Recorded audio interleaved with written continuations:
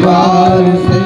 ऐसे उनसे भी रिश्ता निभाया करो, राम बोला करो, राम गाया करो। आते जाते उन्हें गुनगुनाया करो, राम बोला करो, राम गाया करो। आते जाते उन्हें गुनगुनाया करो, राम बोला करो, राम गाया करो। आते जाते उन्हें गुनगुनाया करो, राम बोला करो, राम गाया करो।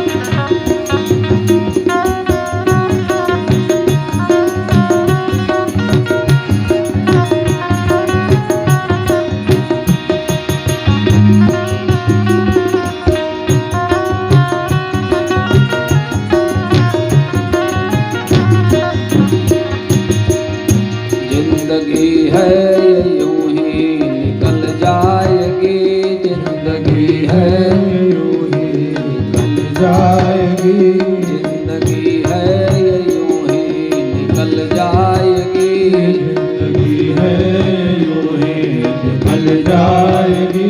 काम करते ये यूं ही गुजर जाएगी, काम करते यूं ही निकल जाएगी।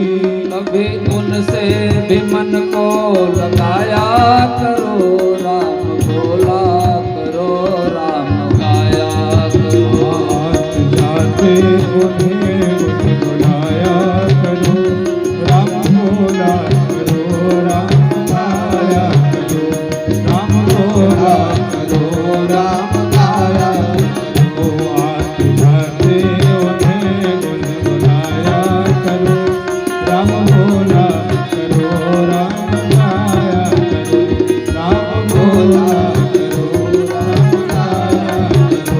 राम बोला करो, राम गाया करो। बोले जगत जननी जगदम्बा भवानी की जय हो। अखिल कोटि ब्रह्मांड नायिका भक्तवांछा कल्पतरु राजराजेश्वरी मणिद्वीप निवासिनी जगत जननी जगदम्बा भगवती पारंबा का परम विशुद्ध चरित्र श्रीमद् देवी भागवत महापुराण नवान्न पारायण यज्ञ अपने सत्र के तृतीय दिवस में प्रवेश कर चुका है। अतः कथा का आज तीसरा दिन है। विगत कल की कथा में नाना प्रकार के देवी जी के चरित्र हुए और भगवान वेद व्यास जी ने भगवती की महिमा का वखान किया और प्रेम पूर्वक भगवान वेद व्यास जी ने बताया कि भगवान विष्णु में सात्विकी शक्ति, ब्रह्मा में राजसी शक्ति और रुद्र में तामसी शक्ति के रूप में भगवती विद्यमान है, जिसके फलस्वरूप ये देवता शक्ति का आश्रय लेकर के अपने अपने नियत कार्य को संवाहित करते हैं। भगवान वेद व्यास जी कहते हैं कि नैमिषारण्य में बैठे हुए 88,000 महात्माओं ने भगवान श्री सूत जी से पूछा कि भगवान अब आगे और देवी जी का परम पवित्र चरित्र कहिए, जिसके विषय में भगवान श्री सूत जी महाराज कहते हैं कि सौन्ययच्च त्वया प्रोक्तम शौर्यरिद्धं महाणवे मधुकैटभ भयो सार्धम पंचवर्ष सहस्रकम। एक बार भगवती की महिमा का वर्णन करते हुए श्री सूत जी महाराज कहते हैं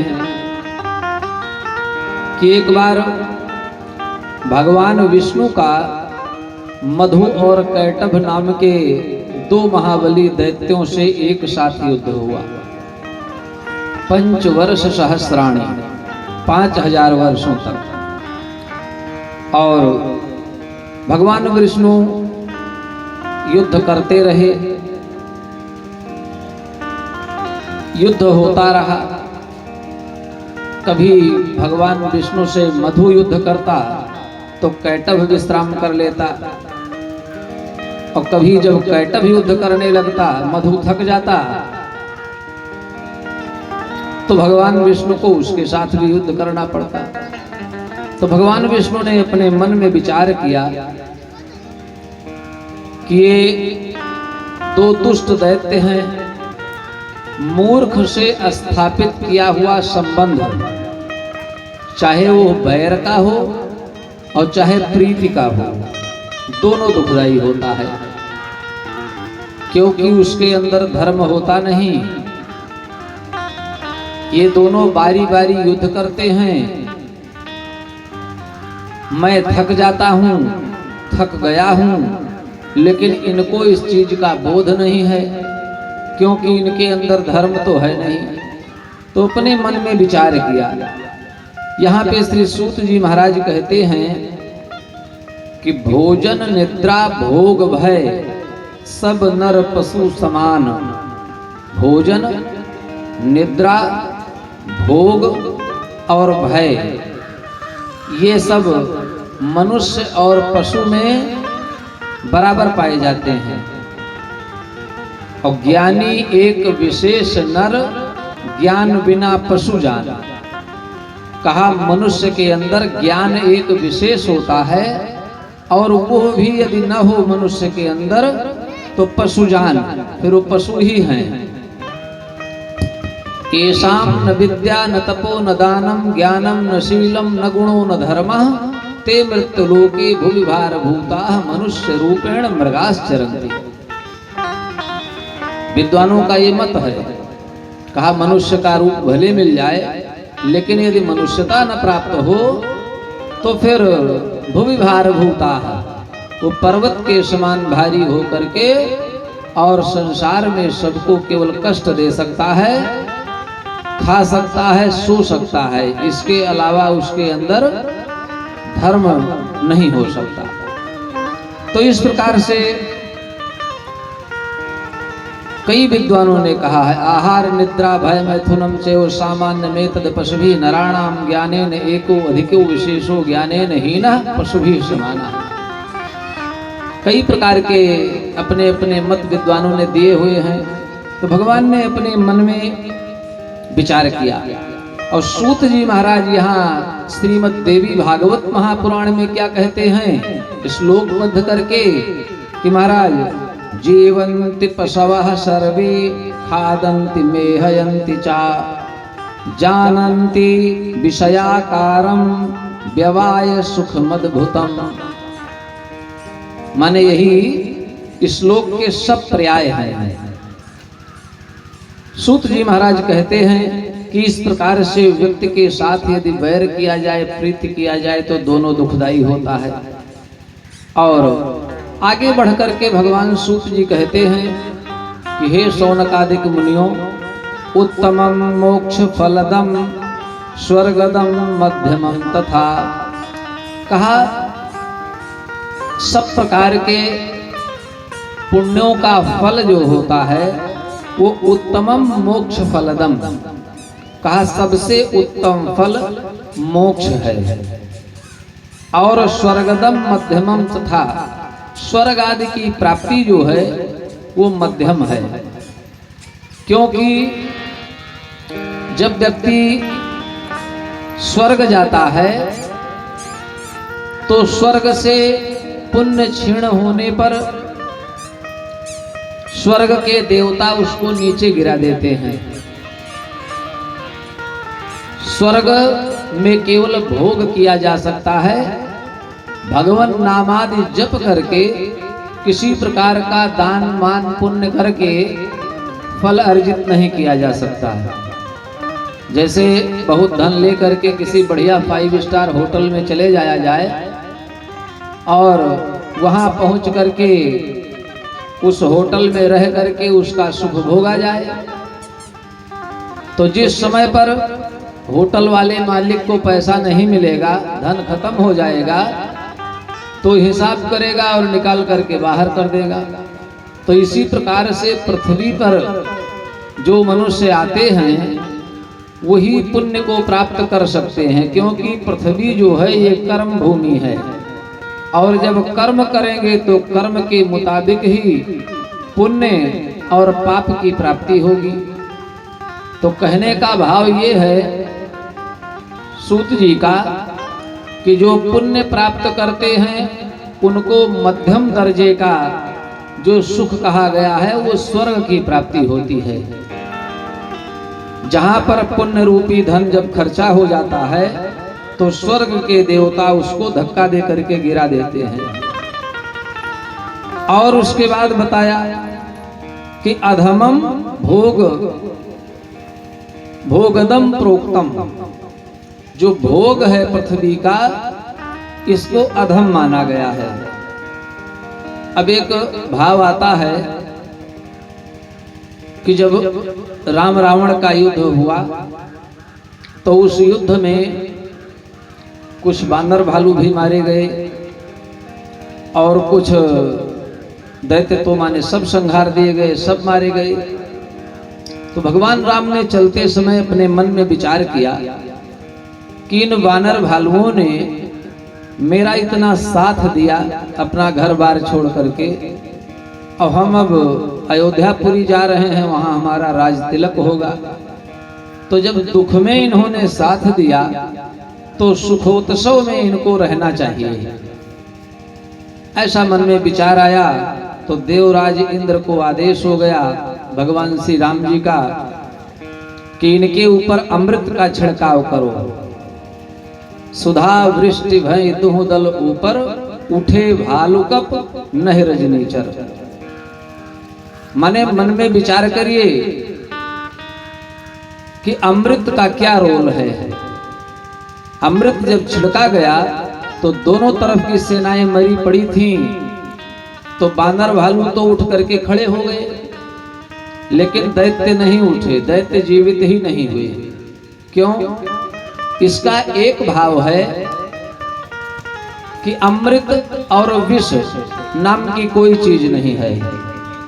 प्रहलाद जी को विष खिलाया गया, भगवान की कृपा थी, नहीं मरे। और दोनों दलों पर के मरे हुए लोगों के ऊपर अमृत छिड़का गया, एक उठ गए, एक नहीं उठा। तो कहने का भाव है कि प्रहलाद जी के ऊपर भगवान की कृपा थी तो विष ने कोई काम नहीं किया, विषमृत हो गया, प्रहलाद जी बिल्कुल स्वस्थ रहे।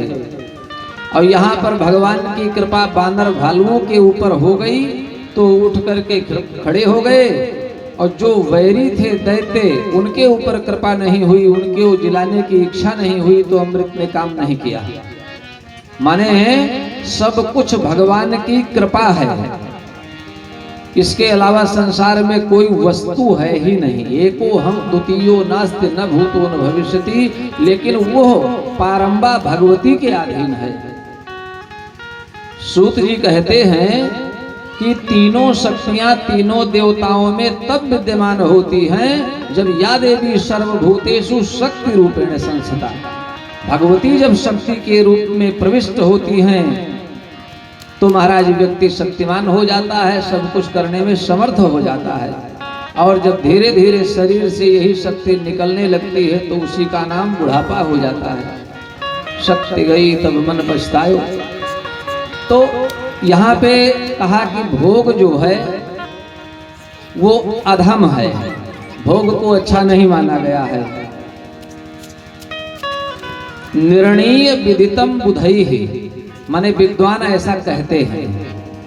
तो भगवान ने अपने मन में विचार किया, विष्णु ने, कि ये तो मूर्ख हैं, इनको ज्ञात है नहीं, और ये बारी बारी हमसे युद्ध करते हैं, हम अकेले युद्ध करते हैं, थक गए हैं। अब यहाँ पे प्रश्न हुआ शौनकादिक मुनियों का, शौनक जी महाराज का, कि महाराज एक बात बताइए कि ये मधुकैटभ की उत्पत्ति कैसे हुई। आपने बताया कि उद्भव, पालन और संहार, ये तीनों स्थिति भगवती की है। तो मधुकैटभ की उत्पत्ति भी भगवती की कृपा से ही हुई होगी। तो कहा हाँ, कृपा से तो हुई है, लेकिन विष्णु कर्ण मलोद भूतो दानवो मधुकैटभो, कहा इनका गर्भाशय भगवान विष्णु का कान बना। विष्णु कर्ण मलोद भूतो, विष्णु भगवान के कर्ण से, कान की मैल से इनकी उत्पत्ति हुई थी। तो कृपा देवी जी की ही। और महाबलौ चतौ दैत्यो विशुद्धौ सागरे जले, जिस समय पर इनकी उत्पत्ति हुई थी, ये पैदा हुए थे, उस समय पर एकारणों का जल भरा हुआ था।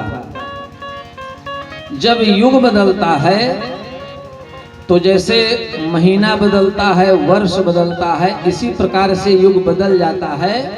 प्रकृति में कोई छेड़छाड़ नहीं होता है। लेकिन जब महाप्रलय होता है तो तब तुम द्वादशादित्य, जो 12 महीने के अलग अलग 12 सूर्य तपते हैं, ये एक ही बार में तपने लगते हैं। वायु प्रचंड हो जाती है, पृथ्वी गर्मी से पिघल जाती है, द्रव रूप हो जाती है, माने सब कुछ भस्म हो जाता है। केवल एक कारणों का जल ही जल भर जाता है, कहीं पर जो है पृथ्वी नहीं दिखती है। तो बताया, कहा कि इस प्रकार से पूर्व काल में जब प्रलयावस्था हुई तो तीनों लोकों में महाजल राशि पैदा हो गई। तीनों लोक उसी महाजल राशि में विलीन हो गए और भगवान विष्णु फिर अपने निज धाम में शेष शैया पर सो गए। और जब शेष शैया पर सोए तो नार माने जल होता है, जल ही जल भरा हुआ था। नार में अयन करने से भगवान विष्णु का नाम नारायण पड़ा। और उसी समय पर जो है विष्णु कर्ण मलोद्भूतो, उसी समय पर इन महाबली दैत्यों का मधु और कैटभ का प्राकट्य हुआ। बढ़ने लगे, बड़े हो गए। लेकिन एक बात है, मनुष्य एक ऐसा जीव है कि इसको भली भांति अच्छे और बुरे का ज्ञान है, लेकिन जान जान नर करे ढिठाई। ये जानता है कि हम इस संसार में क्या खाएंगे तो हमको हमारी सेहत बनेगी, और क्या खाएंगे तो हमको बीमारी होगी। लेकिन ये ऐसी वशीभूत है काल के कि ये खाएगा वही जिससे उसकी सेहत बिगड़ जाए, माने जल्दी मर जाए। जानवर ऐसा नहीं करते हैं। खुले हुए जानवर, उनको आप देखिए, जो हितकर है वही खाते हैं, जो हितकर नहीं है उसको नहीं छूते हैं। तो यहाँ पे दैत्य जो हैं, ये जब प्रकट होते हैं, पैदा होते हैं, जन्म लेते हैं, तो ये तुरंत सनातन भगवान की स्तुति करके और भगवान की तपस्या करते हैं। व्यक्ति को भी ये पता है, शास्त्र पुराणों का ज्ञान है, शास्त्र पुराण श्रवण करता है। किसी भी प्रकार की अगर व्यवस्था अच्छी बनाई जाए किसी प्रकार का विकास किया जाए और उस विकास में धर्म न जुड़ा हो तो विकास के बजाय सत्यानाश हो जाता है। बड़े बड़े शहर प्रदूषण से परेशान हैं, लेकिन गाड़ियां बढ़ रही हैं, नए नए मॉडल निकल रहे हैं। अब प्रदूषण को अगर रोकना है तो गाड़ियों पे रोक लगाना पड़ेगा। एक एक लोगों के पास 25-25 गाड़ियां हैं तो क्या आवश्यकता है? थोड़ा तो आवश्यकता कम करना ही पड़ेगा। किसान को पराली फूंकने से अगर रोका जाएगा तो पोल्यूशन कम नहीं होगा, उसकी जड़ पे जाना पड़ेगा।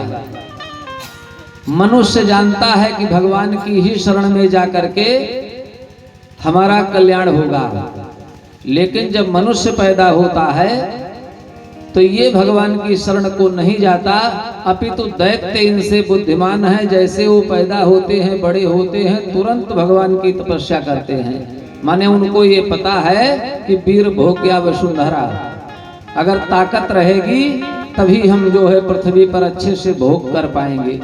अब भोग का मतलब ये नहीं है कि वो कामी हो जाएं, भोग का मतलब है जो इच्छा हो वही कर सकते हैं अगर ताकत है तो। अब वो भी धर्म की ताकत हो, लेकिन मनुष्य से थोड़ा इनकी बुद्धि कम है, क्योंकि ये जब तपस्या करते हैं तो इनके मन में कुंठा रहती है।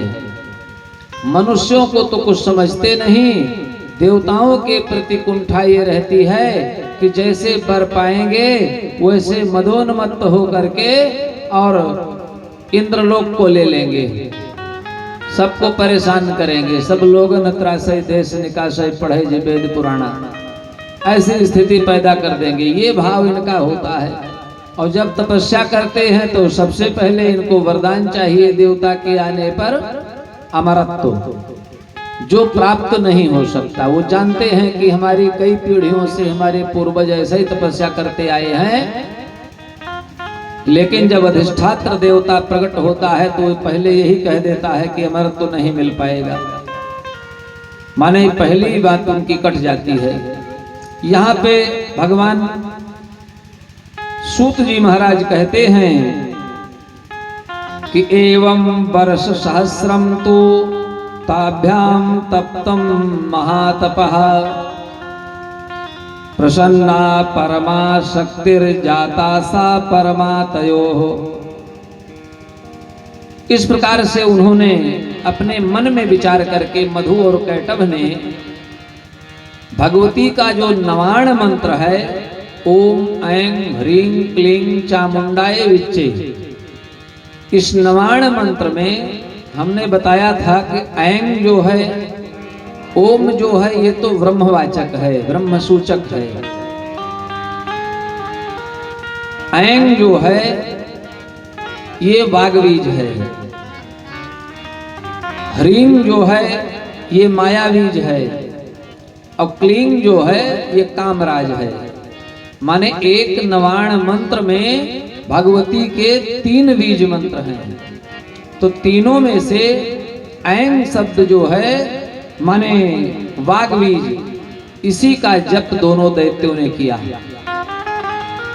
इन्होंने बीटो पावर भगवती की तपस्या किया है, जो ब्रह्मा विष्णु रुद्र पर शासन करती हैं। परम दयालु भगवती क्योंकि माता स्वरूपा हैं, माता होकर पुत्र खिलाए, भार्या होकर भोग करे, तो माता जल्दी प्रसन्न हो जाती है। इसलिए ऐं मंत्र का वाग्बीज का इन्होंने जप किया। और कितने दिन किया? एवं वर्ष सहस्रम तु, 1000 वर्ष तपस्या किया। और फिर उसके बाद भगवती प्रकट हो गई। और जब भगवती प्रकट हो गई तो इन्होंने वही वरदान मांगा। भगवती ने कहा कि अब तुमने तपस्या किया है तो जो चाहो सो मांग लो। तो पहले तुम मुस्कुराए अमरत्व के लिए, तो भगवती ने कहा ये तो संभव नहीं है, ये नहीं हो पाएगा। इसके बाद जो तुम्हारी जहां तक बुद्धि मति की गति है वहां तक सोच विचार करके अमरत्व के बराबर का ही मांग लो, हम दे देंगे।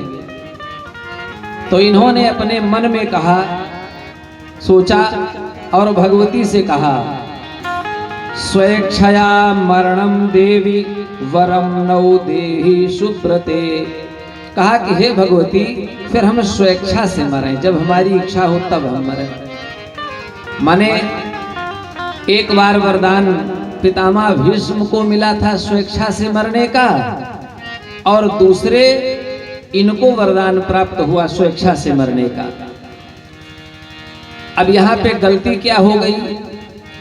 अगर वो पैदा होने के बाद केवल तपस्या न करते, श्रीमद् भागवत महापुराण का श्रवण ही कर लेते, तो स्वेच्छा मरण का भाव मन से मिट जाता। क्योंकि वरदान तो स्वेच्छा का पितामह भीष्म को भी मिला था, लेकिन करे करावे भंजय सोई। जिसको संसार की व्यवस्था देखना है, वो जैसी व्यवस्था बनेगी वैसा बनाएगा। वो किसी के उलट फेर करने से अपना काम नहीं बिगाड़ेगा। और व्यवस्था बनाने वाले हैं भगवान, उनको शक्ति देने वाली है पारंबा भगवती। तो जब श्रीमद् भागवत महापुराण सुन लेते तो मन में ये विचार हो जाता कि मांगा तो उन्होंने भी यही वरदान था, लेकिन अंत में बाणों से बींध दिए गए और बहुत दिनों तक सरसैया पर पड़े रहे। अगर शायद ये वरदान न मिला होता तो वो एक ही बाण में मर जाते। इतने दिन तक क्यों पड़े रहे? लेकिन यातना सहते रहे मोह में, यातना सहते रहे मोह में। जिसे पाड़े जी ने कहा कि मोह माया बहुत है गृहस्थ के अंदर, लेकिन जितनी है उतनी की आवश्यकता नहीं है। जिसने माया को छोड़ करके माया की माला दूसरे के गले में पहना दिया है, वो मस्त हो गया है। और जिसने अभी भी कंठी डाली हुई है माया की, तो वो कभी जीवन में नहीं छोड़ पाएगा। तो डालना चाहिए, गृहस्थी है, लेकिन उतना डालिए जितने से अपना विशेष कार्य जो है वो बाधित न हो। अब बहुत माया हो जाए मन में, और 9 दिन की भागवत की कथा है देवी भागवत की, और इस 3 घंटे में अगर माया सता ले, हम न बैठ पावे, तो हमारे लाखों रुपए खर्चा करने का क्या फायदा है? तो इसीलिए एक समय और संख्या का महत्व है। इस संसार में जिस व्यक्ति ने समय और संख्या को महत्व नहीं दिया, उसका जन्म लेना ही नष्ट हो गया। तो माने 3 घंटे कथा चलती है, अगर इसमें समय दे दिया जाए, श्रोता 3 घंटे का समय दे दे और वक्ता 3 घंटे की संख्या का महत्व समझे, तो कथा व्यथा भी नहीं बनेगी और कथा 9 दिन में पूर्णतया भी हो जाएगी। तो इसलिए हमें ये देखना है तो संसार में सब कुछ, विष भी है, अमृत भी है, लेकिन कितनी क्वांटिटी में हमको लेना है, इसका ज्ञान हो जाए तो समझ लीजिए कि जीवन सुधर जाएगा और मनुष्य जीवन पाने पर हम धन्य हो जाएंगे। तो यहाँ पे अपने मन में विचार किया, चूंकि शास्त्र ज्ञान नहीं था, इसलिए स्वेच्छा का वरदान पुनः इन्होंने भी मांग लिया। तो कहने का भाव ये है कि राम राम जपना अच्छी बात है, तपस्या करना अच्छी बात है, धर्म पर चलना अच्छी बात है, लेकिन जब तक हम शास्त्रज्ञ नहीं होंगे, हमको शास्त्र का ज्ञान नहीं होगा, तब तक हम किस दिशा में जा रहे हैं और हमारी क्या दशा होगी, इसका हमको ठीक ठीक ज्ञान नहीं हो पाएगा। इसीलिए कहते हैं कि कोई कार्य अच्छा या बुरा किया जाए तो गुरु की शरण में जाकर के किया जाए। जो गुरु आदेश देता है उस आदेश का यदि हम पालन करते हैं तो हमसे दोष नहीं बनता, और यदि अपने मनमानी ढंग से काम करते हैं तो शास्त्र और राजा किसी के बस में नहीं होता। तो हमको उस प्रकार से ही लाभ मिलेगा जैसा हम कार्य कर रहे हैं। शास्त्रज्ञ न होने के कारण, शास्त्र का श्रवण न करने के कारण स्वेच्छा मरण का वरदान मांगा और भगवती ने तथास्तु कह दिया। कहा कि जाओ ठीक है, तुम अपनी इच्छा से ही मरोगे। इस प्रकार से बड़े प्रसन्न होकर के दोनों दैत्य मतवाले हो गए और भगवान विष्णु तो शेषशायी है ही हैं, शेषशैया पर निद्रा के वशीभूत हैं। या देवी सर्वभूतेषु निद्रा रूपेण संस्थिता, वो भगवती की कृपा है। तो ब्रह्मा जी के पास चले गए कैसे, अभी तो कोई है नहीं, भगवान विष्णु शेषशायी हैं, उनकी नाभि से कमल निकला और नाभि कमल पर बैठे हुए ब्रह्मा जी प्रकट भये। उन्होंने अपने आप को कमल पर बैठा हुआ देखा। विशिष्ट ज्ञान नहीं था उनको, अभी भगवती की कृपा नहीं हुई थी। दोनों महाबली दैत्य मधु और कैटभ पहुंच गए उनके पास और कहा कि बाबा जी मुझसे युद्ध करिए। ब्रह्मा जी ने अपने मन में विचार किया, क्योंकि दृष्टवा तुम मुदिता वास्ताम युद्ध कामो महाबलो, युद्ध की इच्छा से मुदित प्रसन्न होकर के, मद गर्वित होकर के, बल से गर्वित होकर के और पहुंचे और जा करके ब्रह्मा जी से कहा कि तमोचतुस्तदा तत्र युद्धम नौ देहि सुब्रता। अपने मन में विचार करके ब्रह्मा जी से युद्ध मांगा। और जब युद्ध मांगा तो ब्रह्मा जी ने अपने मन में विचार किया कि जिसके बलाबल का पता ना हो, माने बैर और विवाह बराबर वाले से करना चाहिए। अभी यहाँ पे ब्रह्मा जी ये बात बता रहे हैं कि बैर बराबर वाले से करना चाहिए और विवाह भी बराबर वाले से करना चाहिए। इसका विषय भी हो सकता है आखिरी तक कथा में आवे। आज की कथा में जो देवराज इंद्र और महाराज बृहस्पति के साथ बातचीत में चंद्रमा ने कहा है, तो यहाँ पे ब्रह्मा जी ने मन में विचार किया कि बैर और विवाह बराबर वाले से करना चाहिए। अगर एक भी कमजोर रहेगा तो फिर काम नहीं बनेगा। तो ब्रह्मा जी ने कहा भैया हम तो युद्ध कर नहीं सकते। और उन दैत्यों ने कहा कि बाबा या तो युद्ध करो और या तो कमलासन को छोड़ करके भाग जाओ।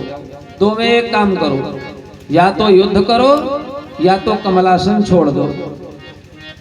तो जब इस प्रकार से कहा तो ब्रह्मा जी अपने मन में विचार किए। विद्वानों का मत है यदि पाला पड़े मूर्खों से तो बात बढ़ाना ना चाहिए, और यदि संग मिले विद्वानों का तो छोड़ के जाना ना चाहिए। तो अपने मन में विचार किया और ब्रह्मा जी कमल नाल का आश्रय लेकर के और सीधे उसी कमल नाल के सहारे नीचे को उतरने लगे। और जब नीचे को उतरने लगे, भगवान विष्णु को शयन मुद्रा में जाना तो देवी निद्रा की स्तुति करने लगे। ब्रह्मा जी जगाने के लिए स्तुति करने लगे और ब्रह्मा जी ने अपने मन में विचार किया। जब बहुत देर तक स्तुति किया और विष्णु भगवान नहीं जगे, तो भगवती शक्ति के अधीन जान करके और भगवती शक्ति की स्तुति करने लगे, माने योग निद्रा की। जब योग निद्रा की स्तुति करने लगे तो यहाँ पे सूत जी से शौनकादि मुनियों ने पुनः प्रश्न किया कि भगवान ये बताइए कि भगवान विष्णु जो पालनहार हैं वो शक्ति के अधीन क्यों हैं। तो जब कहा शक्ति के अधीन क्यों हैं, तो भगवान सूत जी कहते हैं कि हे शौनकादिक मुनियों, ये जगदम्बा भगवती जो हैं त्रिगुणात्मिका हैं। अगर त्रिगुण का वर्णन किया जाता है तो त्रिगुण ब्रह्मा विष्णु रुद्र में पाया जाता है। लेकिन ये भगवती जो हैं ये त्रिगुणात्मिका हैं, तीनों शक्तियां इन्हीं में पाई जाती हैं। उद्भव स्थित संहार कारणीम क्लेशहारणीम सर्वश्रेयस्करीम सीताम नतोहम राम वल्लभाम। माने भगवान राम की प्रियतमा जो वल्लभा हैं श्री सीता जी, वो शक्ति स्वरूपा हैं, आदि शक्ति जगदम्बा दुर्गा स्वरूपा हैं, उनमें तीनों शक्तियां पाई जाती हैं। तो तीनों शक्तियों का जो स्वरूप है वो नारी स्वरूप है, उनको मूल प्रकृति कहा जाता है। और उन्हीं के अधीन ये तीनों देवता हैं और तीनों देवताओं के अधीन सारा संसार है। ब्रह्म विष्णु रुद्रश्च त्रयो देवाः सनातनाः नातः परतरं किंचिद ब्रह्मांडे अस्मिन् महामते। ये तीनों शक्तियां जो हैं तीनों देवताओं में भगवती से प्राप्त हुई हैं। तब ब्रह्मा सृजति लोकान्वै विष्णुः पात्यखिलं जगत रुद्रः संहरते काले त्रय एतत्र कारणम।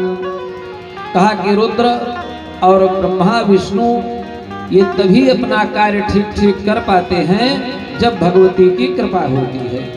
तुमने आंगन नहीं बुहारा, तुमने आंगन नहीं बुहारा, कैसे आए मैया जी, कैसे आए मैया जी। तुमने आंगन नहीं बुहारा, तुमने आंगन नहीं बुहारा, कैसे आए मैया जी, कैसे आए मैया जी। चंचल मन को नहीं संवारा, चंचल मन को नहीं संभारा, कैसे आए मैया जी, कैसे आए मैया जी, कैसे आए मैया जी, कैसे आए मैया जी।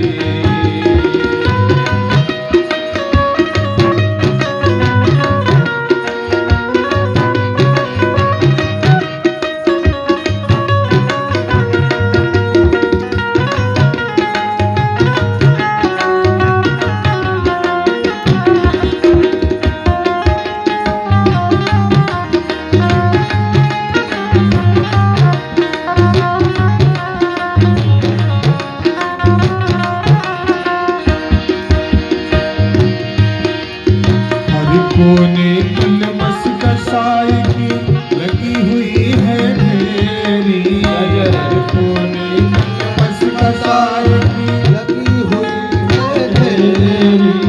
हर कोने कलमस कसाई की लगी हुई है ढेरी, हर कोने कलमस कसाई की लगी हुई है ढेरी। लगी ज्ञान की किरण कहीं भी हर कोठरी अंधेरी, नहीं ज्ञान की किरण कहीं भी हर कोठरी अंधेरी।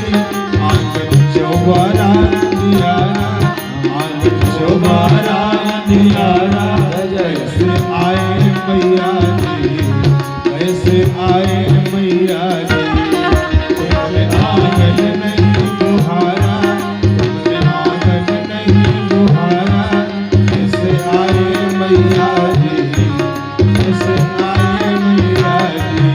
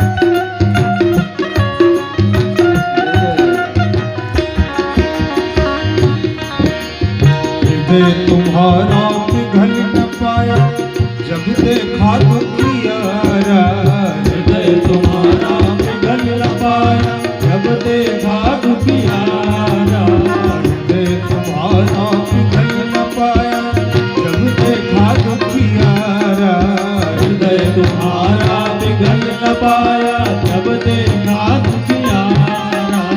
किसी पंथ भोले ने तुमसे पाया नहीं सहारा। किसी पंथ भोले ने तुमसे पाया नहीं सहारा। है करुणा की धारा सूखी है करुणा की धारा। कैसे आए मैया रे, कैसे आए मैया रे, कैसे आए मैया रे, कैसे आए मैया रे। तुमने आंगन नहीं बुहारा, तुमने आंगन नहीं बुहारा। कैसे आए मैया रे, कैसे आए मैया रे।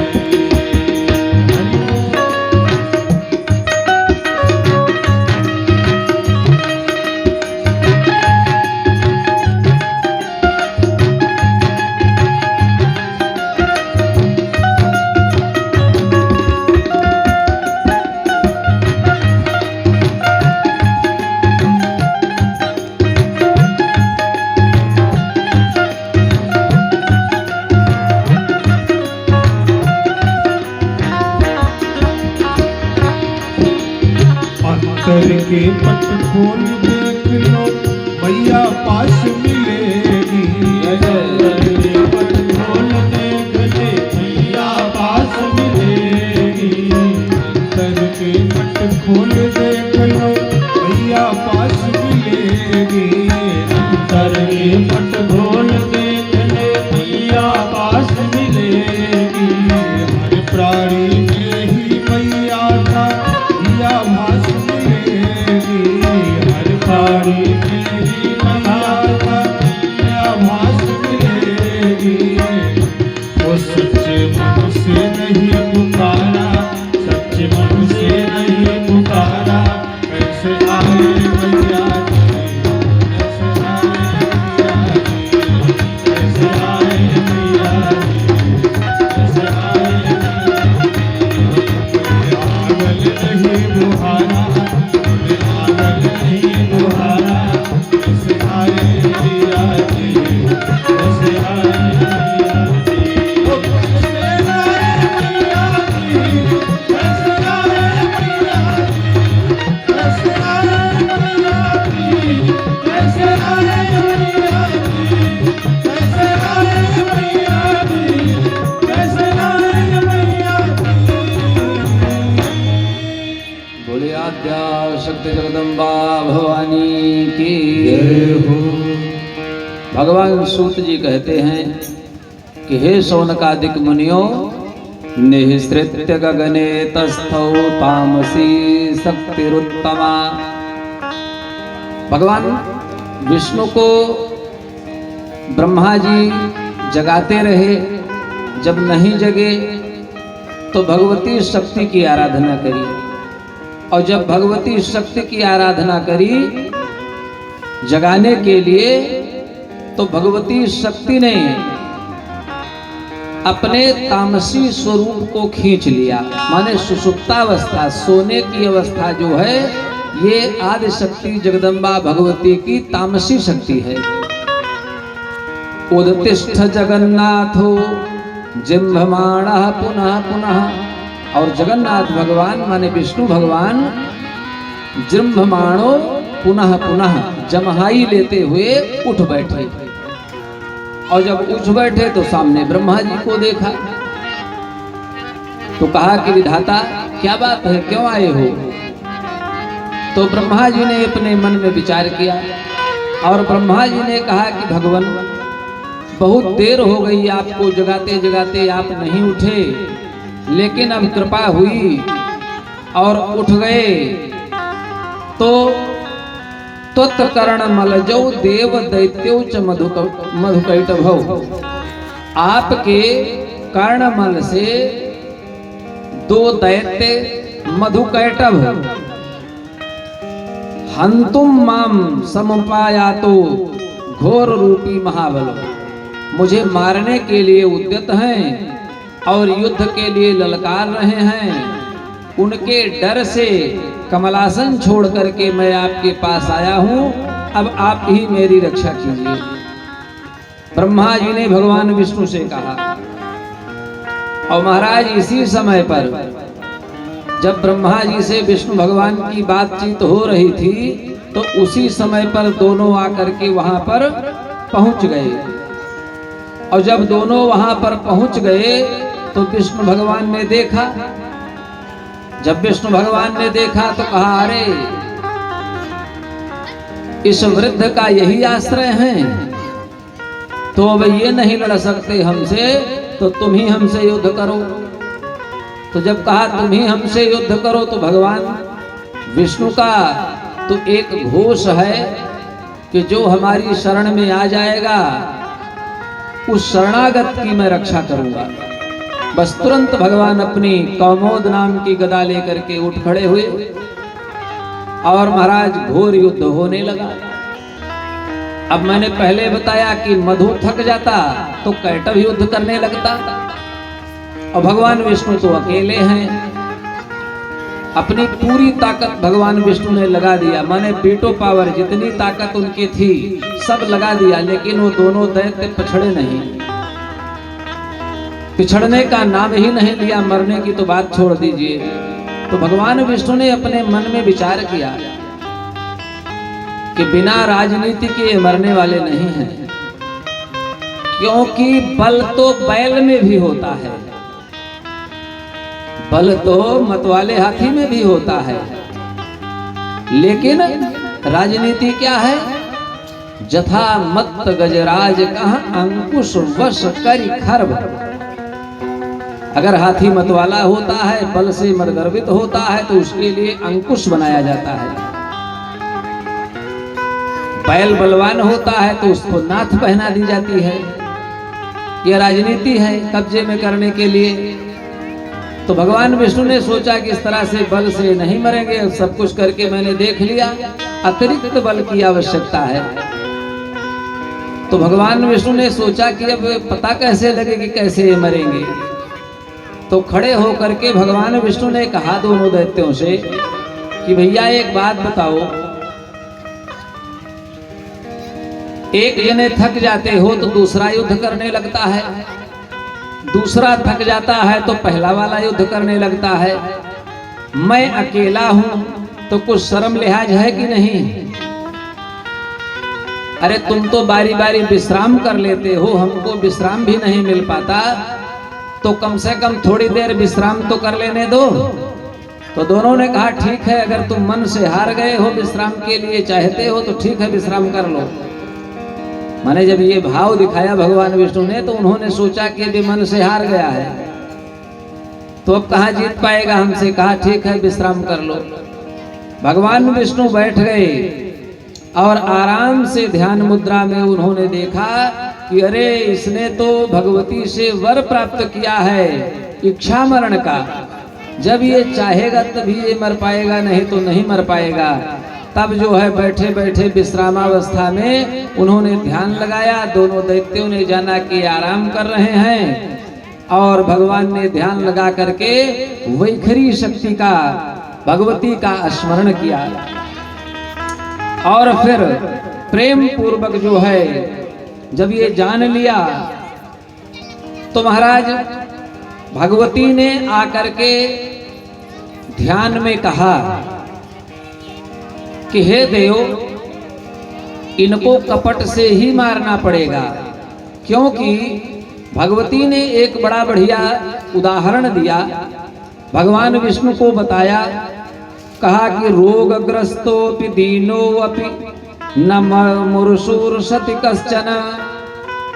कहा चाहे जितना दीन हो, दरिद्र हो, भिखारी हो, हीन हो, और चाहे जितनी बड़ी रोग से ग्रस्त हो, रोगग्रस्त और दीनहीन कमजोर भिखारी, कथम चेमो मदोन्मत्तो मर्तु कामो भविष्यतः। कहा कोई मरना नहीं चाहता है, इसको मैंने वरदान दे दिया।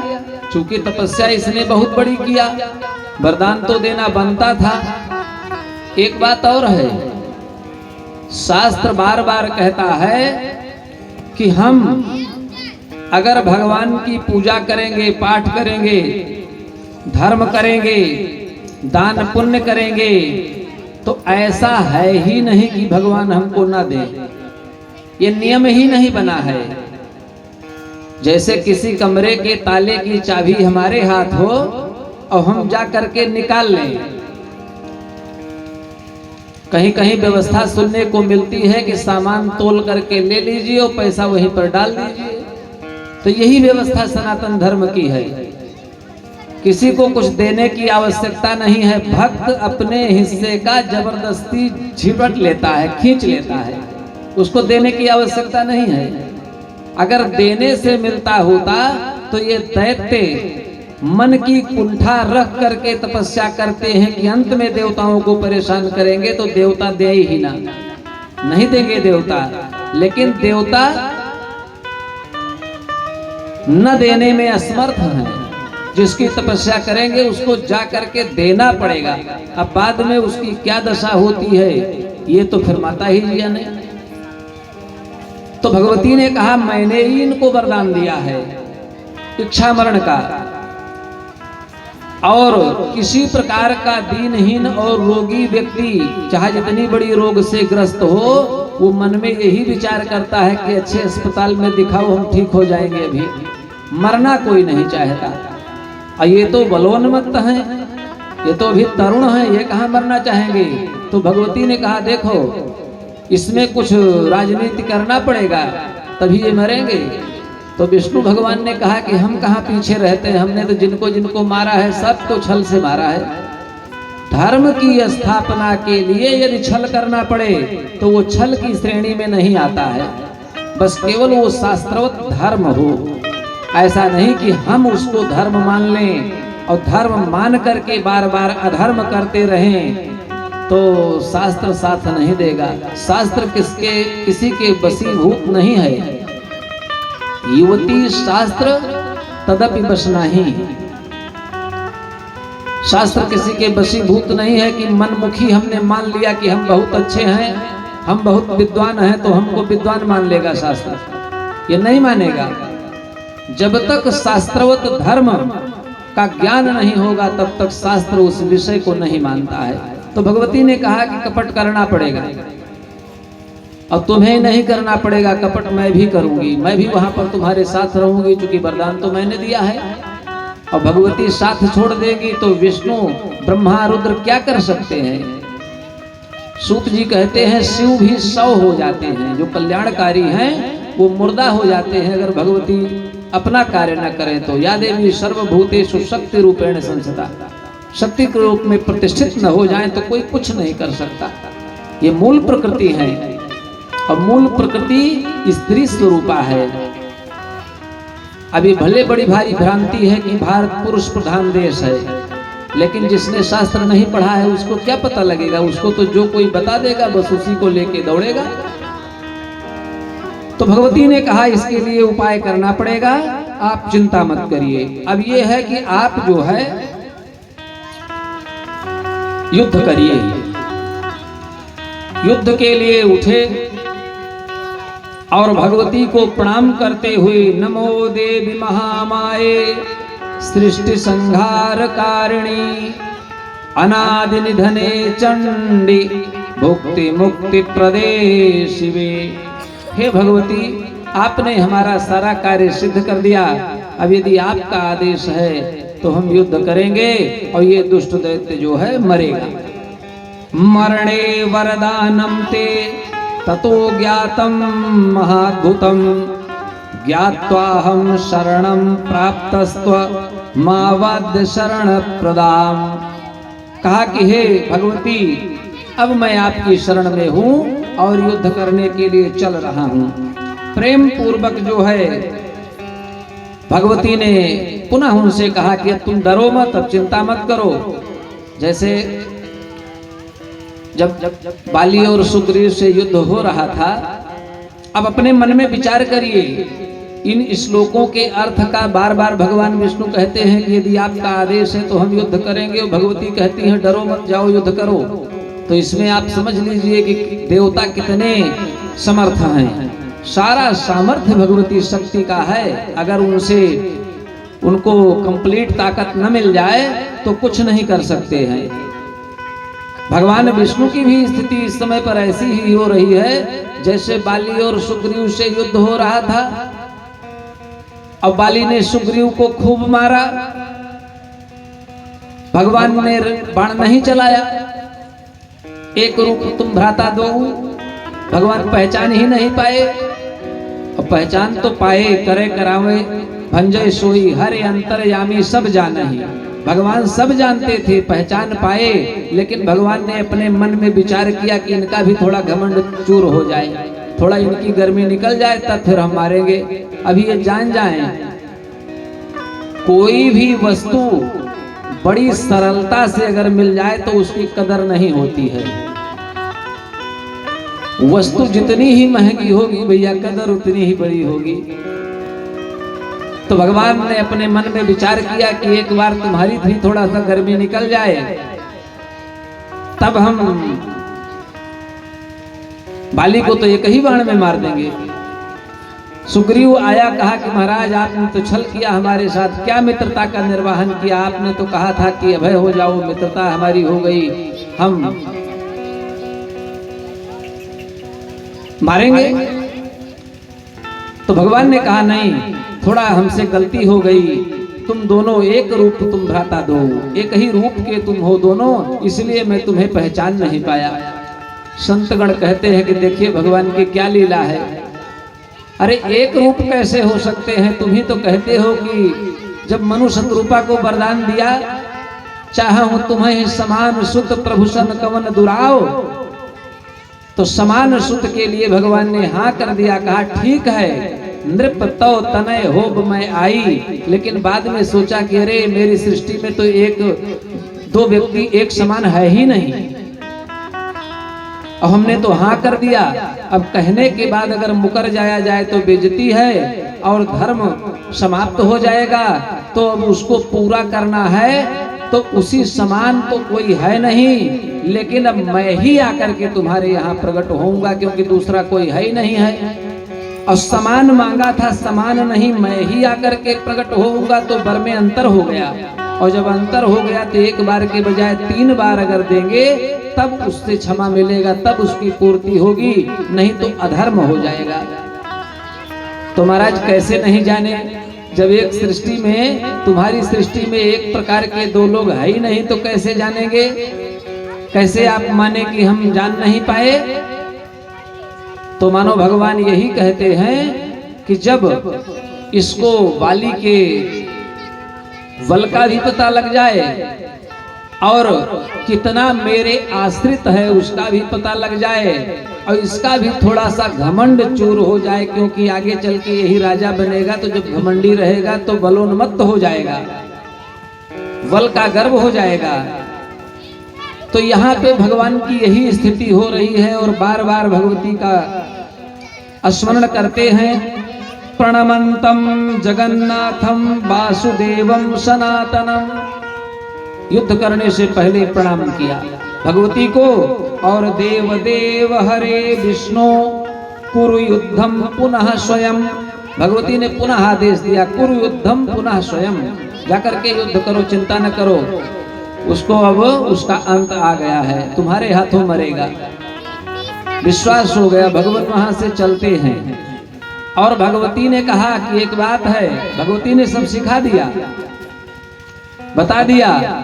जैसे चतुर व्यक्ति अपने पुत्र पुत्री को सिखाता है कि कैसे जीवन बिताना है, जैसे कथा व्यास धर्म का प्रचार करते हुए अपने श्रोता को धर्म सिखाता है, इसी प्रकार से भगवती ने श्री विष्णु से कहा कि मोहिष्याम्यहं नूनम दानवो वक्रया दृशा। कहा जब युद्ध होने लगेगा तो तुम जैसा मैं कहती हूँ वैसा ही करना, और मैं उसको मोहित कर दूंगी, और जब मोहित कर दूंगी तो मोह ही मृत्यु का कारण है। मोह से जो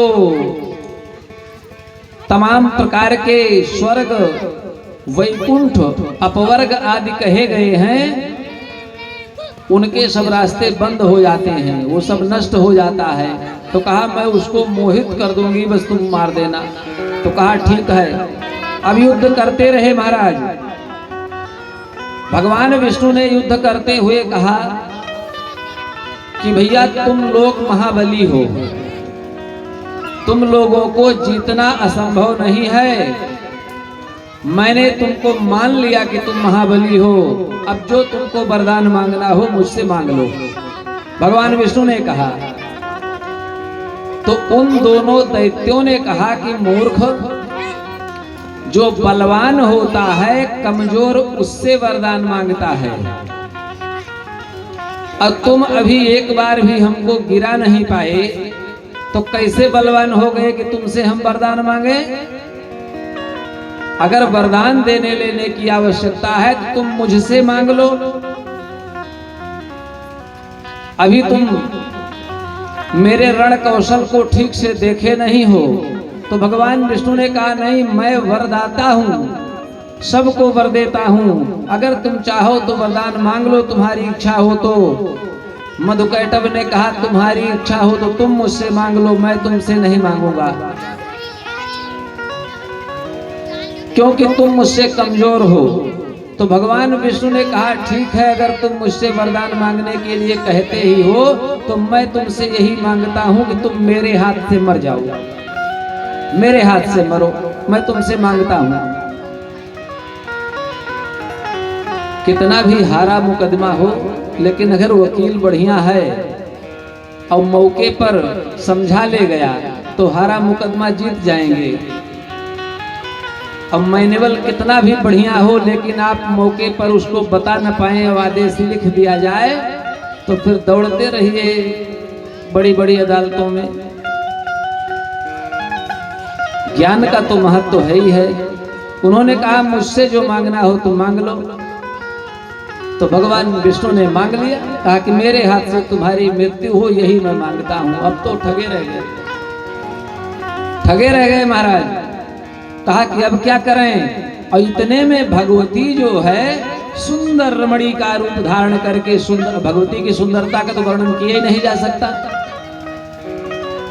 जब दोनों लोगों से संवाद हो रहा था तो भगवती वहीं पर विद्यमान होकर के और मधुकैटभ की ओर देख करके थोड़ा सा तिरछी चितवन से मुस्कुरा दिया।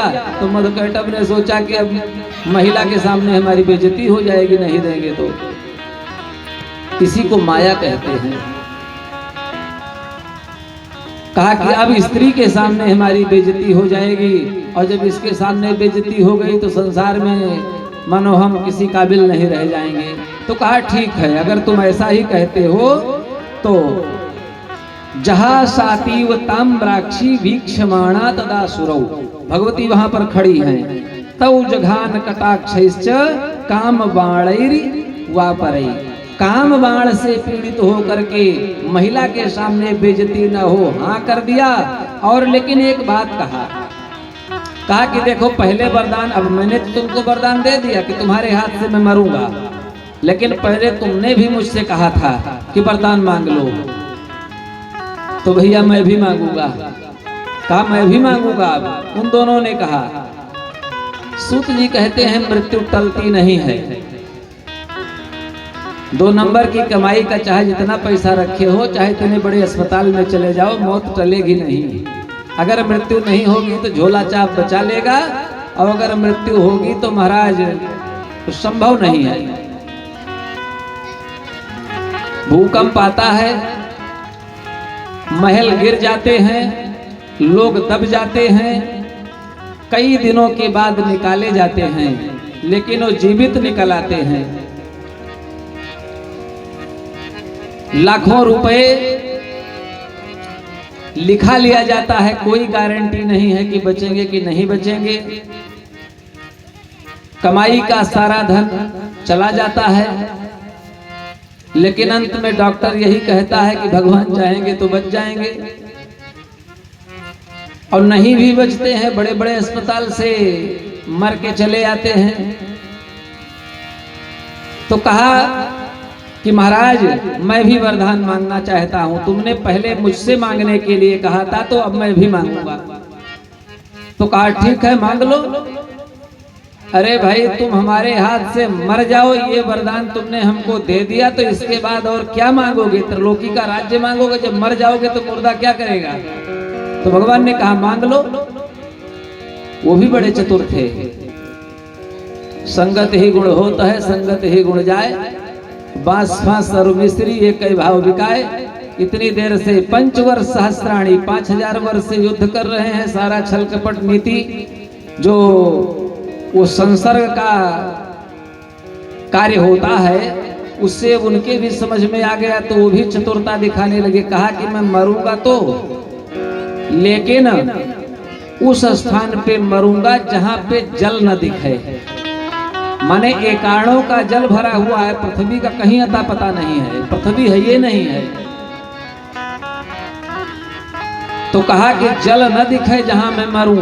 तो भगवान ने कहा ठीक है, मरना तुम चाहो, बाकी तो मैं तुमको मार ही दूंगा। भगवान ने अपने उरु प्रदेश का को बढ़ाया, माने जंघे को विस्तीर्ण कर दिया, विस्तृत कर दिया, इतना विस्तृत कर दिया कि भगवान का जंघा ही उनको दिखाई दे रहा है, बाकी जल कहीं दिखता ही नहीं है। भगवान का तो एक गुण है, अनेक रूप रूपाए विष्णुवे प्रभु विष्णुवे, अमित रूप प्रगटे ते ही काला, करे करावे भंजय सोई। भगवान सब कुछ कर सकते हैं। जन्म हुआ है तो मृत्यु निश्चय है भैया, इसमें कोई कहने की बात नहीं है। बस जो आए हैं सब जाएंगे, राजा रंग फकीर, और कोई सिंहासन चढ़ चला, कोई बांध चला जंजीर। जाना तो सबको है, लेकिन जब हम कुछ अच्छा करेंगे तो भगवत कृपा से बड़े सम्मान से ले जाए जाएंगे, और नहीं तो जैसे पुलिस ले जाती है हथकड़ी लगा करके, तो बड़ा अपमान महसूस करता है व्यक्ति। जो बड़ा मानी धनी हो, उसके दरवाजे पे हथकड़ी लग जाए, उसको तो बड़ा अपमान महसूस करता है। तो भैया वो तो केवल जेल तक ले जाएगा, और जब महाप्रयाण होगा, जब जगत नियंता के सामने हथकड़ी लगा करके जाएंगे, तो कितनी बड़ी बेइज्जती होगी हमारी। इस विषय का ध्यान रख करके जीवन जीना चाहिए। बाकी हमने आपको तो बता ही दिया कि भोजन निद्रा भोग भय सब नर पशु समान, और ज्ञानी एक विशेष नर ज्ञान बिना पशु जान। तो ज्ञान तो रखना पड़ेगा। भगवान ने कहा ठीक है, उरु प्रदेश का विस्तार किया, जंघे का विस्तार किया, और जब कहीं जल नहीं दिख रहा था तो मधुकैटभ ने अपने मन में विचार किया कि हम तो ठगे गए, और भगवान ने धर दिया उनका गर्दन अपने जंघे पर, और 1000 दांत वाला अपना सुदर्शन चक्र का आवाहन किया, गोविंदाय नमो नमः। ये भगवती की कृपा से भगवान विष्णु मार पाए हैं। अगर भगवती खड़ी होकर के मुस्कुरा न देती, दो लोगों के बीच में न आ जाती, तो वर दे करके भी वो अधर्मी विचलित हो जाते। लेकिन भगवती की कृपा थी और मार दिया उनको। शास्त्र कहता है कि जो उनकी मेद मज्जा गिरी है जल के ऊपर, उसी को वही पृथ्वी का रूप धारण कर लिया है। उनकी मेद के गिरने से ये पृथ्वी का आविष्कार हो गया, इसीलिए पृथ्वी का एक नाम मेदिनी है, इसीलिए मेदिनी इसका नाम पड़ा है। मृत्तिका अभक्ष्य है, इसको भी खाना धर्म के अनुकूल नहीं है, इसलिए कहीं तो ये अशुद्ध मानी जाती है और कहीं शुद्ध भी मानी जाती है। माने मिट्टी उठाने का भी मंत्र है। रुद्राभिषेक आदि में जो मिट्टी उठा करके लिंग गठन किया जाता है, तो उसका भी मंत्र से किया जाता है। देवाधीनम जगत सर्वम मंत्राधीनम च देवता ते मंत्र विप्राधीनम तस्मात् ब्राह्मण देवता। राम नाम के जय जय हीरे मोती मैं बिखराऊं गली गली, ले लो रे कोई राम का प्यारा शोर मचाऊं गली गली। राम नाम के हीरे मोती मैं बिखराऊं गली गली, ले लो रे कोई राम का प्यारा शोर मचाऊं गली गली, ले लो रे कोई राम का प्यारा शोर मचाऊं गली गली।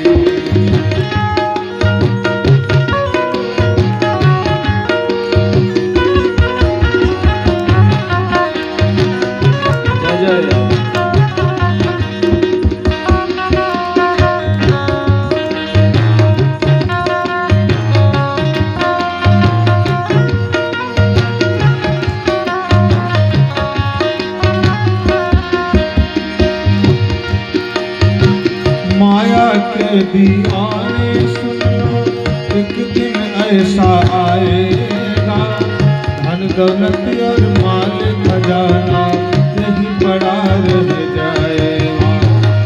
माया के दीवाने सुन लो, एक दिन ऐसा आएगा, धन दौलत और माल खजाना यही पड़ा रह जाएगा। सुंदर काया माटी होगी, चर्चा होगी गली गली। सुंदर काया माटी होगी, चर्चा होगी गली गली। ले लो रे कोई राम का प्यारा, शोर मचाओ गली गली। ले लो रे कोई राम का प्यारा, शोर मचाओ गली गली। जय हो।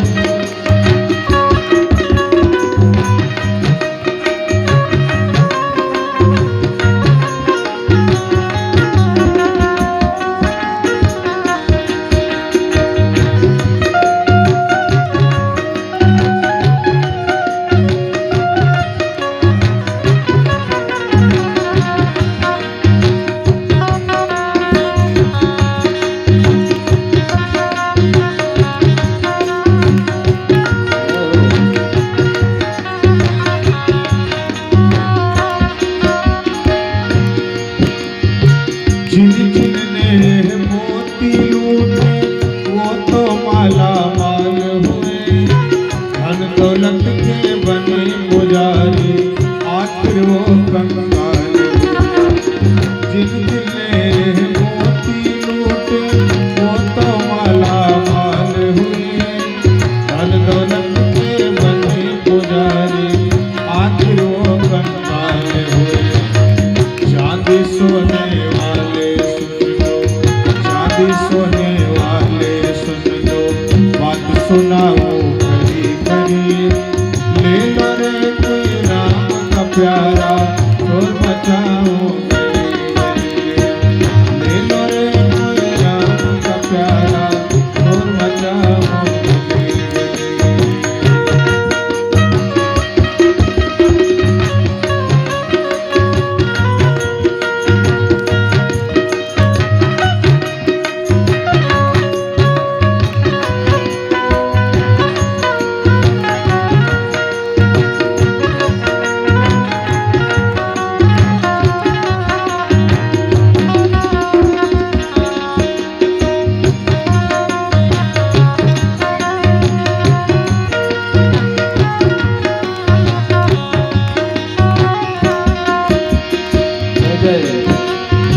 क्यों करता है मेरा मेरा, यह तो तेरा मता नहीं। झूठे जग में फंसा हुआ है वो सच्चा इंसान नहीं। क्यों करता तू मेरा मेरा, ये तो तेरा मता नहीं। झूठे जग में फंसा हुआ है वो सच्चा इंसान नहीं। जग का मेला आखिर होगा चला चली, जग का मेला 2 दिन का है, आखिर होगा चला चली। ले लो रे कोई राम का प्यारा, शोर मचाओ गली गली। ले लो रे कोई राम का प्यारा, शोर मचाओ गली गली। राम नाम के लिए मोती मैं बिखरा गली गली। राम नाम के लिए मोती मैं बिखरा गली गली।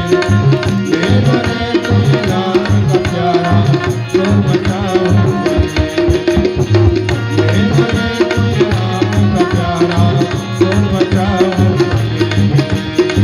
ले लो रे कोई राम का प्यारा, शोर मचाओ गली गली। ले लो रे कोई राम का प्यारा, शोर मचाओ गली गली। बोले रंजनी पारंबा भगवती दुर्गा की। मैंने कल की कथा में बताया था, वेदव्यास जी गौरैया के जोड़े को देख करके गृहस्थी बनाने की इच्छा करके और तप करने के लिए गए थे। अब आज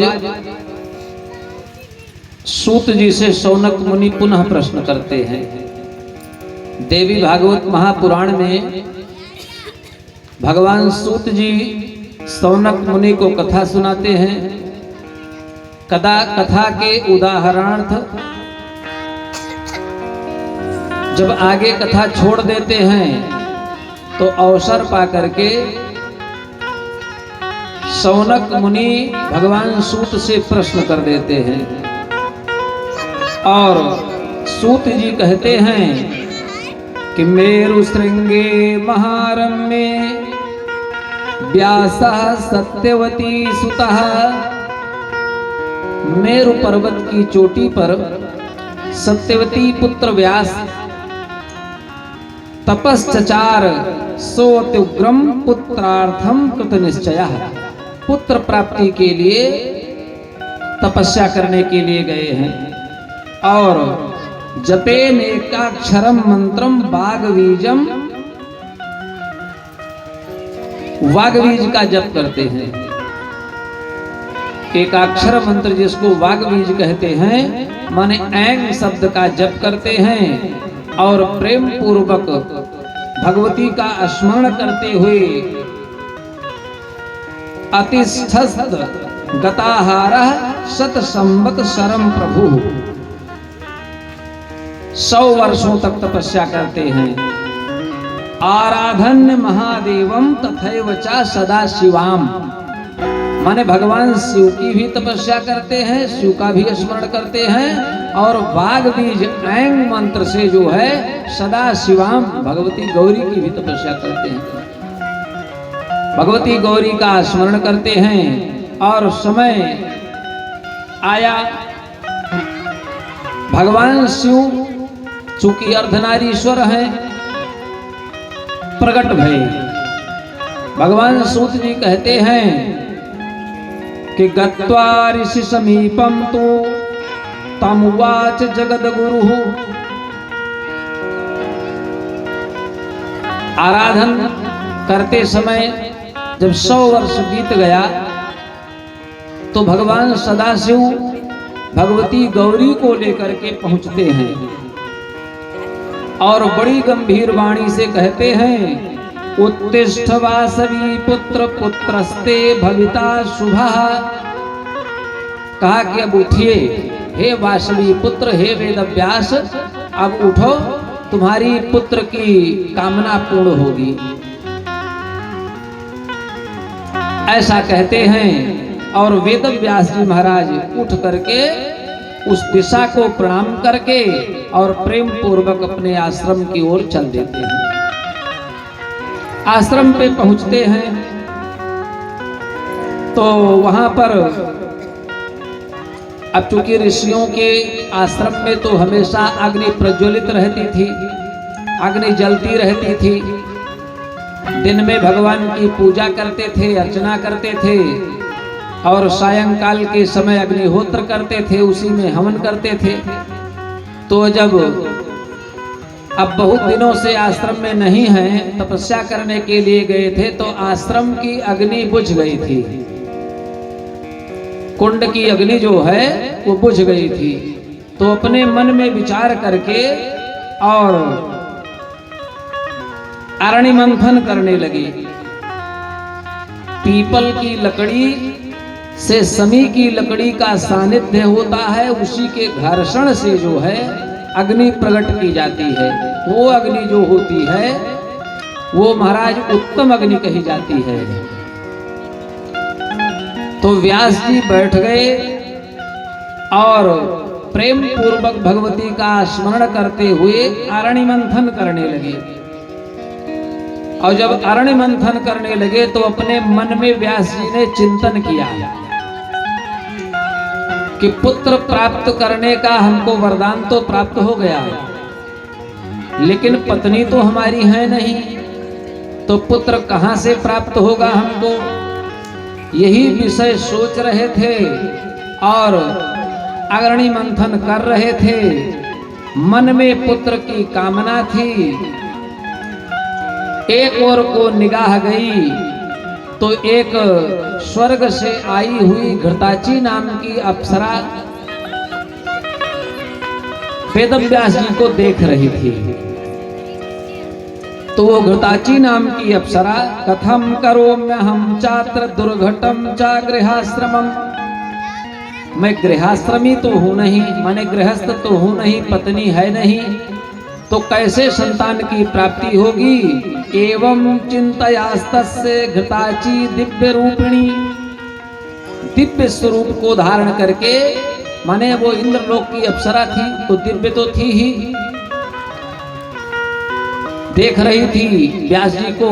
और व्यास जी की दृष्टि अरणि मंथन करते समय जब उससे दिव्य घृताची पर पड़ी तो घृताची ने अपने मन में सोचा कि तपस्या करके बलार्जित करके आए हैं वेदव्यास जी, और ये गृहस्थ तो है नहीं, और इस प्रकार से मेरा उनको देखना और उनकी मेरे ऊपर दृष्टि पड़ जाना, कहीं ऐसा न हो कि शाप दे दें। बस इसी डर से वो सुकी का रूप धारण करके, तोते का रूप धारण करके और वहां से उड़ गई।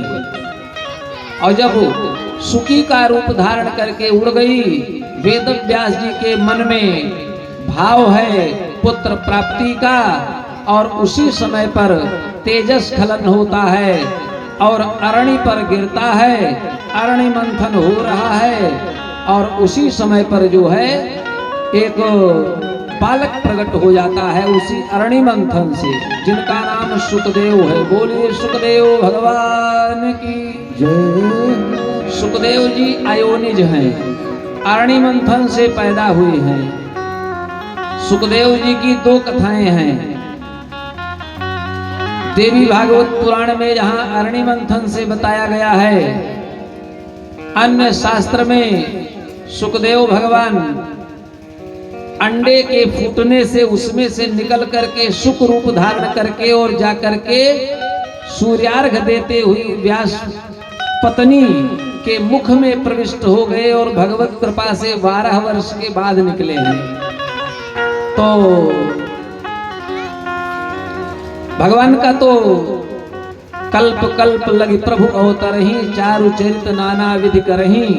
तो हर एक कल्प में भगवान का अवतार होता है और जैसी लीला करना होता है वैसे अपने पात्र को प्रकट करते हैं। सुर अनादि जिए जाने, इसमें कोई संशय नहीं करना चाहिए। कथा के दो प्रकार हो जाते हैं। एक तो ये होता है कि जो शुरू से आकर के आखिरी तक कथा सुनता है उसको ज्यादा समझ में आ जाता है, और जिसने प्रश्न सुना ही नहीं है, केवल उत्तर ही सुना है, उसको पूर्ण कथा का परिचय नहीं हो पाता। और जिसने प्रश्न सुन लिया उत्तर सुना ही नहीं, उसको भी कायदन ज्ञान नहीं हो पाता कि आज कितनी कथा हुई है। तो कहने का भाव ये है कि भगवान की कथा जो है नाना भांति मुनीसन गाए, जिसको जितना ज्ञान था उतना उसने बताया, और जिसकी बुद्धि में जितना भर पाया उतना ही भर करके लेके गया। बाकी भूल भी जाता है, हम भी पढ़ते हैं तो 100 बार पढ़ते हैं तब भी कुछ भूल जाते हैं। तो इसलिए कथा पे संशय नहीं होना चाहिए।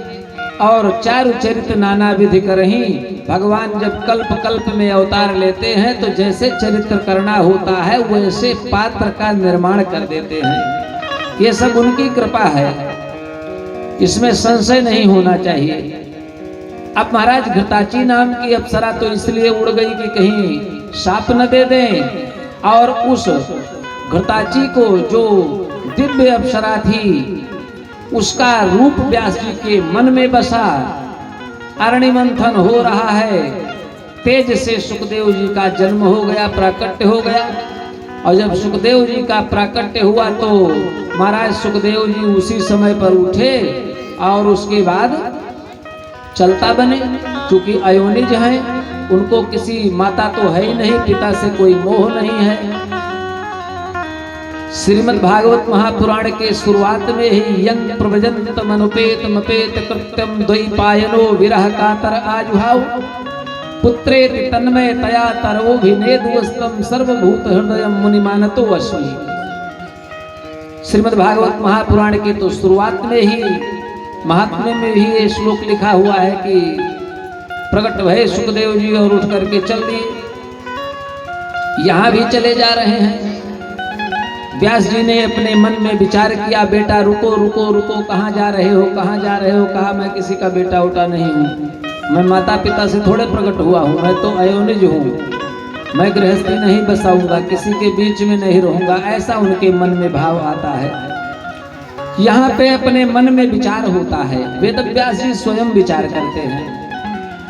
कहा कि ये जो माया है, माया रूपी नारी, भगवान की जो माया है ये स्त्री स्वरूपा है। स्त्री के दो स्वरूप हैं। शास्त्र कहता है एक भक्ति है, एक माया है। जो ज्यादा माया के चक्कर में लगे रहते हैं, भगवान उनको अपनी दूसरी वाली प्रेयसी दे देते हैं, अपनी माया वाली स्त्री दे देते हैं। कहते हैं ले जाओ, इसी को भोग करो, आराम से बढ़िया गिनते रहना, सारा दिन हिसाब किताब लगाते रहना। और जो भगवान के भक्त हैं कि नहीं नहीं हमको तो केवल आप ही चाहिए, तो माया उसको भी मिलती है, लेकिन वो दूसरे रूप में मिलती है, वो लक्ष्मी के रूप में मिलती है। जो विष्णु से प्रेम करते हैं, विष्णु को चाहते हैं, और भगवान जब विष्णु उनके घर आते हैं तो अपनी दूसरी वाली पत्नी लक्ष्मी को लेकर के आते हैं। वो भी माया ही है, लेकिन एक माया नष्ट करने वाली होती है और एक माया उत्थान करने वाली होती है। तो विष्णु सहित जो माया आती है वो उत्थान करती है, और जो अकेली माया आती है वो उत्थान नहीं करती, वो व्यक्ति को नरक को ले जाती है। तो वेद व्यास जी अपने मन में विचार कर रहे हैं कि ये जो अप्सरा आई थी ये हमको लुभाने के लिए आई थी, और ये भगवान की माया है। क्योंकि देवलोक से एक अप्सरा आई थी और उस अप्सरा ने राजा पुरुरवा को का जीवन नष्ट कर दिया था, जिसका नाम था उर्वशी। ऐसा अपने मन में विचार कर रहे थे। और यही कथा भगवान सूत जी महाराज शौनकादिक मुनियों को 88,000 जिनकी संख्या है नैमिषारण्य में बैठे हुए सुना रहे थे। तो जब ये विषय सामने आया और कहा कि उर्वशी नाम की एक अप्सरा आई थी और राजा पुरुरवा का जीवन नष्ट करके चली गई, तो ये भी तो देव कन्या थी घृताची, कहीं ऐसा न हो मेरा भी जीवन नष्ट हो जाए।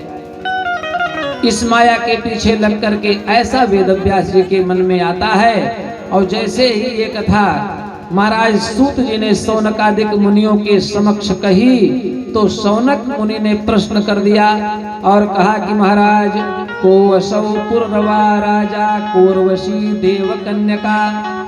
महाराज राजा पुरुरवा कौन है और देव कन्या उर्वशी कौन है?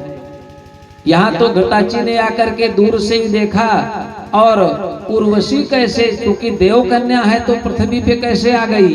कथम कष्टम च संप्राप्तम तेन राज्ञा महात्मना। और मैंने तो सुना है कि राजा पुरुरवा राजा ही नहीं है, राजर्षि हैं, महात्मा हैं, तो उर्वशी से उनको कैसे कष्ट प्राप्त हो गया? अब हमको ये बताइए। सर्वम कथानकम ब्रूहि लोम हर्षण जाधुना। लोम हर्षण जाधुना कहा कि हे लोमहर्षण के पुत्र, हे भगवान सूत जी, अब हमको ये सारा का सारा कथानक सुनाइए जो आपने उर्वशी की चर्चा करी है। तो भगवान सूत जी कहते हैं कि शृणोध्यम मुनयः सर्वे कथाम दिव्याम मनोहराम। अब मनोहर कथा को सुनिए। वक्ष्याम्यहं यथा बुद्ध्या श्रुत्वाम व्यास सर्वरोत्तमात्। व्यास जी कहते हैं, देखिए कोई पढ़ाने वाला अध्यापक हो और कोई बालक अगर उससे कहीं प्रश्न कर दे, कुछ सवाल पूछ ले पढ़ने के लिए, और पढ़ाने वाले के मन में, अध्यापक के मन में ये आ जाए या गुरु के मन में ये हो जाए कि ये बालक परीक्षा लेने के लिए नहीं पूछ रहा है, ये वास्तव में मेरे ज्ञान को पढ़ना चाहता है, तो उड़ेल देगा। फिर उससे अच्छा उसके लिए दूसरा कार्य नहीं है। वक्ता भले टूटी फूटी वाणी से कथा कहे, लेकिन श्रोता अच्छा मिल जाए अगर, तो फिर वो सुनाएगा जितना उसको जानकारी होगी।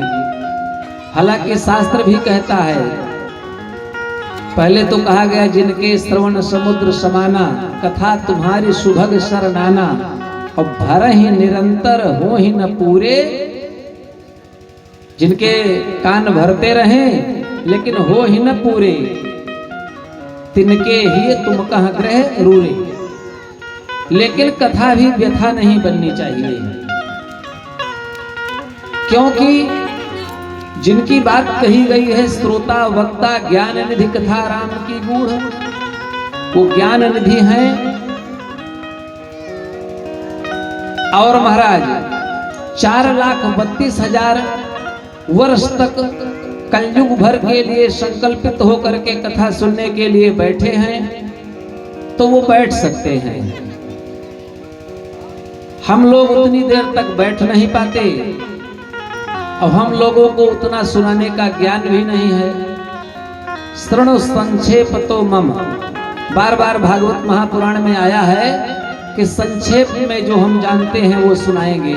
ऐसा सूत आदि कहते हैं, नारद आदि ऐसा कहते हैं, जितना गुरु मुख से मैंने सुना है, जितना ज्ञान है उतना हम सुनाएंगे।